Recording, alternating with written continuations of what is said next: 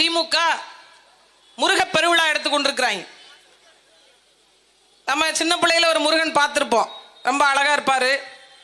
ஆனா அவரை பார்த்தா நம்ம முருகன் மாதிரி இருக்க மாட்டார், எங்க வெளிநாட்டுல இருந்து இறக்குமதி பண்ண முருகன் மாதிரி இருப்பார். பிறகு நாம் தமிழர் கட்சிக்கு வந்த பிறகு நான் ஒரு முருகனை பார்த்தேன், என்ன நெஞ்சு வெட்டச்சு ஒரு முருகன் நிற்கிறாரு அப்படின்னு சொல்லிட்டு. உண்மையிலேயே காட்டில் மலைகளில் ஏறி வேட்டையாடி பாதுகாத்த ஒரு பாதுகாவலன் பார்த்தோம். இப்ப ஐயா ஸ்டாலின் ஒரு முருகனை வச்சிருக்காங்க அந்த முருக பெருவிழால. அது தெற்கையும் இல்லாம வடக்கையும் இல்லாம ஏதோ ஒரு ஆங்கிள் இருக்கு. இது இந்த முருகனா அல்லது அந்த முருகனா, அதாவது பாதி நாம் தமிழர் கட்சி பிரிண்ட் எடுத்து பாதி அந்த எக்ஸ் முருகனை வச்சு ஒரு கோஆபரேட் பண்ணி வச்சிருக்காங்க. அதுல என்ன ஏன் திடீர்னு இவங்களுக்கு இப்படி ஒரு சூழல் அப்படின்னு எனக்கு முன்னால் பேசிய மரியாதைக்குரிய என்னுடைய இளவல் சரவணன் வந்து இப்படி எல்லாம் உரையாற்றிருப்பார். தம்பி, என்னைக்காச்சும் இவ்வளவு நீளமா இவ்வளவு நெடியதாளாக நம்ம முதலமைச்சர் பேசி பார்த்ததுண்டா தம்பி? எழுதி வச்சு படிச்சாலுமே அவரால் அவ்வளவு நீளமாலாம் பேச மூச்சு வாங்கும். அவ்வளவு நீளமா அவ்வளவு அடுக்குமுறையெல்லாம் பேச முடியாது. என்ன காரணம்னா, எதுக்கு இந்த முருக பெருவிழா? இவர்கள் தான் பகுத்தறிவு கூட்டம் என்றார்கள், இவர்கள் தான் கடவுள் மறுப்பு பேசினார்கள், அவருடைய வாரிசு என்கிறார்கள். எதற்காக இந்த விழா நடத்துறாங்க? ஏன்னா 100 விழுக்காடு இந்து என்று பாரதிய ஜனதா கட்சி தன்னை சொன்னியது. நாங்க 90 விழுக்காடு இந்து இருக்கிறோம் ஐயா ஸ்டாலின் சொல்லிட்டார். அதை நிறைவேற்றுகின்ற விதமாக அந்த பஞ்சாமிர்த கம்பெனியோட ஏதோ கான்ட்ராக்ட் பேசிவிட்டு வந்த 2000 பேருக்கு பஞ்சாமிர்தம் தரேன்னு சொன்னாங்கல்ல, அவங்கள்ட்ட ஏதோ கான்ட்ராக்ட் பேசிட்டு, அந்த தீபம் விளக்கெண்ணையோட ஒரு கான்ட்ராக்ட் பேசிட்டு, மொத்தமாக எல்லாம் கான்ட்ராக்ட் தான் முருகனுக்கே முடிச்சு விட்டாங்க. நாங்க என்ன சொல்றோம், அப்படியே தஞ்சாவூருக்கு வாங்க, முருக பெருவிழா எடுத்த மாதிரி இங்க பெருவுடையார் பெருவிழா ஒன்று எடுத்து விட்டு போங்களேன். அப்படியே டைரக்டா போயிட்டு சிவனை தரிசனம் பண்ணிட்டு ரிட்டர்ன் வந்துருங்க. அமெரிக்காலாம் போறீங்க, இந்த பெருவுடையார் கோயிலுக்கு வரப்படாதா சாமி? என்ன அவ்வளவு என்ன பிரச்சனை? இது ஒரு பக்கம். உங்களுக்கு தெரியுமா, 600க்கும் மேற்பட்ட நாட்கள் 625வது நாள் போராட்டத்தில் நான் போய் கலந்து கொண்டேன். ஒரு விவசாய பெருங்குடி மக்கள், உலகத்துக்கெல்லாம் உணவளித்த விவசாயி, இந்த திருமண்டாங்குடி சக்கர ஆலைய அக்கா கனிமொழி அவர்கள், நான் வேற அந்த ஆலை வந்து அக்கா கனிமொழி அவர்களுடைய பினாமி தான் நடத்தி கொண்டிருக்கிறார், அது அவருடைய ஆலை தான் பேசியிருந்தேன். தேர்தல் நேரத்தில் என் மீது தேர்தல் ஆணையத்தில் போய் மரியாதைக்குரிய கனிமொழி அவர்கள் வழக்கு தொடுக்கல, அவரோட தோழியை வச்சு வழக்கு தொடுக்க சொன்னாங்க. இப்பதான் தகவல் வந்திருக்கு, அண்ணன் KN நேருவும் அதுல ஜாயிண்டா இருக்கிறாரு, சேர்த்தே போடுங்க, சந்திச்சிருவோம் வழக்க. இப்ப நாங்க என்ன சொல்றோம், ஆதாரத்தை நான் கொடுத்து விடுகிறேன், இது உங்களுக்கு சொந்தமானதுதான் அப்படின்னு கொடுத்து 1500 கோடி சொத்துங்க, அரசினுடைய 1500 கோடி ஒரு சர்க்கரை ஆலை. அந்த சர்க்கரை ஆலையை வெறும் 83 கோடி ரூபாய், அது 5 தவணை. எனக்கு காசே இல்ல பாருங்க, அவங்ககிட்ட காசே இல்ல, 5 தவணையா அந்த 83 கோடி ரூபாய் நான் கட்டுறேன்னு சொல்லிட்டு 1500 கோடி ரூபாய் ஆட்டையை போட்டு ஒரு சக்கர ஆலையை சாராய ஆலையாக மாத்தி வச்சிருக்கிறார் அக்கா கனிமொழி அவர்கள். That is Dravida model. அந்த கட்சிக்கு வாக்கு செலுத்தி விட்டு டாஸ்மார்க் மூடுங்கன்னா எப்படிங்க மூடுவாங்க? இவர்கள் தான் இந்த நிலத்தை பாதுகாக்க வந்தவர்களா? 625 நாட்களுக்கு மேல போராடியும் அந்த மக்களுக்கு இதுவரை விடிவு காலம் பிறக்கல.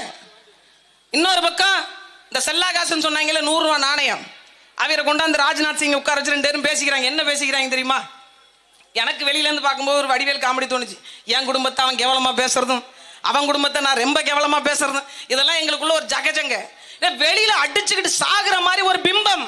ஆனா உள்ள பாத்தீங்கன்னா அவங்களோட குலம் கோத்திரம் எல்லாத்தையும் உட்கார்ந்து பேசி கலந்து இவ்வளவு பேசுகிற நீங்கள், இந்த காவிரி நதிநீர் உரிமை உச்ச நீதிமன்றமே தீர்ப்பு வழங்கிய போதும் நீங்கள் ஏன் தர மறுக்கிறீர்கள்? மத்திய அரசு தலையிட்டது, உடனே தீர்த்து கொடுங்கள். பேசல. ஏங்க ஆசிரியர்களுக்கு சம்பளம் கொடுக்கல? எங்களுக்கு வந்து மத்திய அரசு காசு தரலீங்க. ஏங்க நான் அரசினுடைய நிறுவனங்கள் எல்லாம் இதுவரைக்கும் கடல்லே போயிட்டு இருக்கு, எங்களுக்கு மத்திய அரசு காசு தரலீங்க என்றெல்லாம் நீங்க சொல்லுகிறீங்கல்ல. பக்கத்துல உட்கார்ந்து பேசும்போது இந்த 100 ரூபாய் சல்லா காசை வாங்குறதுக்கு 1 கோடி ரூபாயாமே. ஏன்னா 1 கோடி ரூபாய் கொடுத்தாக்கா யார் வேணாலும் நாணயம் வெளியிட்டுக்கலாமாமே. அது ஒரு ஏதோ ஒரு ஸ்கீம் இருக்குன்னு சொல்றாங்க. அது உண்மையா பொய்யான்னு தெரியலையே. அவ்வளவுதானா? இது முன்னாடியே சொல்லியிருந்தா நம்ம ஒரு 1 கோடி ரூபாய் கொடுத்து எல்லாத்தையும் வாங்கி போட்டு தலைவர் பேர்ல ஒரு நாணயத்தை திறந்துருக்கலாம்ல. 1 கோடி ரூபாய் கொடுத்தா ஒரு நாணயம் தர்றாங்களாமே. நான் கூட நினைச்சேன் இவருடைய பெருமைக்கு, இவருடைய மதிப்புக்கு, இவருடைய எழுத்துக்கு ஏதோ கொடுத்துருப்பாங்க. அதையும் காசு கொடுத்தா வாங்கியிருக்காங்க. என்ன அவருடைய புகழுக்கு ஒரு 100 கோடி ரூபாய் கொடுத்துருக்கலாம். அவங்கள்ட்ட இருக்க பணத்துக்கு வெறும் 1 கோடி கொடுத்து ஒரு 100 ரூபாய் நாணயத்தை வெளியிட்டு அதுல பலதரப்பட்ட உடன்பாடுகளை எட்டி 2 பேரும் பேச்சுவார்த்தை நடத்தி ஒரு அண்டர்ஸ்டாண்டிங் வந்திருக்காங்க. தமிழ்நாடை எந்த அளவுக்கு விற்பனை செய்யலாம் என்கின்ற ஒரு அண்டர்ஸ்டாண்டிங்.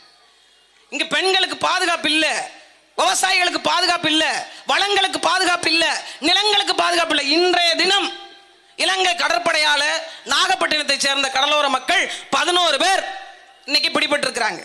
ஒரு வாரத்துக்கு முன்னாடி 12 பேர், அதுக்கு ஒரு வாரத்துக்கு முன்னாடி 15 பேர். மொத்த தமிழ்நாட்டு கடலோர மக்கள் மீனவர்களையும் கொண்டு போய் இலங்கையிலேயே அடைச்சு வச்சுட்டீங்கன்னா வேலை முடிஞ்சிடும். போராட வேண்டிய வேலையே இருக்காது. பாருங்க, ஒவ்வொரு முறையும் இவங்க பிடிப்பாங்க, இவர் கடிதம் எழுதுவார். அவங்க பிடிப்பாங்க, இவர் கடிதம் எழுதுவார். அவங்க பிடிப்பாங்க, இவர் கடிதம் எழுதுவார். இந்த உத்தியோகத்தை எங்கள்கிட்ட கொடுத்துட்டு நீங்க மீன் பிடிக்க போங்க. ஒரு 2 நாள் கடல் மத்தல்ல ஒரு ஓரமா போட்டு அந்த கரை ஓரம் நின்று பாருங்க. அப்ப தெரியும் எங்களோட வலி என்ன, வருத்தம் என்ன. அப்படி இன்னொரு பக்கம் எங்க பார்த்தாலும், நீங்க எங்க திறந்தாலும் சரி, கொல்கத்தால ஒரு சம்பவம் நடந்தது. அதை தாண்டிய பிரச்சனைகளும் சம்பவங்களும் இங்க தமிழ்நாட்டில் நடந்து கொண்டே இருக்கு. இங்க தஞ்சை மாவட்டத்தில் பாப்பாநாடுல ஒரு பிள்ளையை பாலியல் வன்கொடுமைக்கு, கூட்டு பாலியல் வன்கொடுமைக்கு ஆளாக்குனாங்க. என் ஊரின் பக்கத்து ஊர் வடக்கு பொய்கை நல்லூர், அந்த ஊர்ல வீட்டுல படுத்திருந்த அம்மா, வீட்டுல தூங்கிட்டு இருந்த அம்மா, தன் பிள்ளையோட, கணவர் இல்ல, பிள்ளையோட தூங்கிட்டு இருந்த ஒரு அம்மாவை அந்த பிள்ளைய வல்லுறவுக்கு ஈடுபடுத்த உள்ள புகுந்து அந்த பிள்ளை தன் பிள்ளையை காப்பாற்றி விடுவதற்காக அந்த தாய் தன்னையே இழந்துட்டு ஒண்ணுமே இல்லாம இன்னைக்கு மூச்சு பேச்சு இல்லாம இன்று வரை கிடக்கிறார். இதுவரைக்கும் ஒரு நடவடிக்கை இல்லை. இதெல்லாம் பார்த்து கடந்து போயிட்டே இருக்கிறோம். அப்படின்னா நாம் என்ன மாதிரியான மக்கள் என்பதை நீங்கள் புரிந்து கொள்ளுங்க. இந்த நிலத்தின் மீதான பெருமை என்ன தெரியுமா? இந்த சோழ புலிக்கொடி 1000 ஆண்டுகளுக்கு பிறகு இந்த மண்ணில் பறக்கிறது என்றால் தமிழன் அவளுடைய மாண்புக்கு சொந்தக்காரன். அவனுடைய அறம்தான் இது நாள் வரை இதை பறக்க விட்டு வைத்திருக்கிறது. அந்த அறத்தின்பால் வளர்ந்த மக்கள் நாம். ஆனா எல்லாவற்றையும் கடந்து போக, சகித்து போக தொடங்கிட்டோம். ஏன் என்று கேட்ப நமக்கு நாதி இல்லை. ஏன் இத்தனை கோடி தமிழ் மக்கள்ல ஒரு தமிழன் கூட இந்த தமிழ்நாட்டை ஆளுவதற்கு திராணி இல்லாம போயிட்டான். யார் எவர்கள் என்னவென்றே தெரியாம வாக்கு செலுத்தி வந்தவன் போனவன் எல்லாம் ஆட்சி அதிகாரத்தில் அமர வச்சிங்க. எல்லாருக்கும் சாதி பெருமை பேசுறீங்க. நான் இந்த சாதி, நீங்கள் அந்த சாதி என்று. உங்கள் சாதிக்காரரா, உங்கள் மதத்துக்காரரா உங்கள் தலைவராக இருக்கிறார்? என்னைக்கா செஞ்சுட்டு பார்த்தோமா? தன் இன்னத்தினுடைய தலைவன் யார் என்றே அறியாத கூட்டம் எப்படிப்பட்ட கூட்டம் என்று பாருங்க.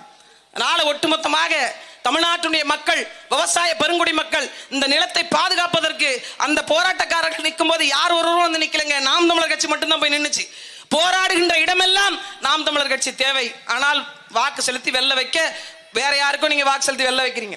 ஒரு முறை வாய்ப்பு கொடுங்க. இவர்கள் அதிகாரம் எப்படி இருக்கும் என்று பாருங்கள்.